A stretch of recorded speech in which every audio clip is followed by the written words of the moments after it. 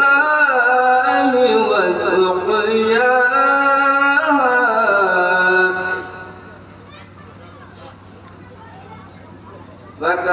فكذبوه فعقروها فدمدم عليهم ربهم بذنبهم فسواها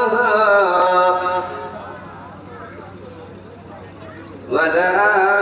يخاف عقباها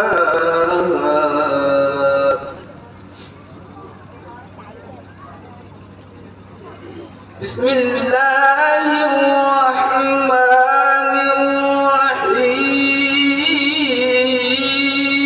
الرحيم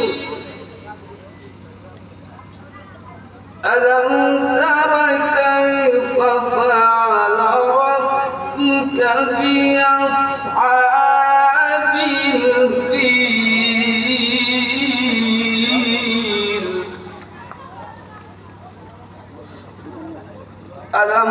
يجعل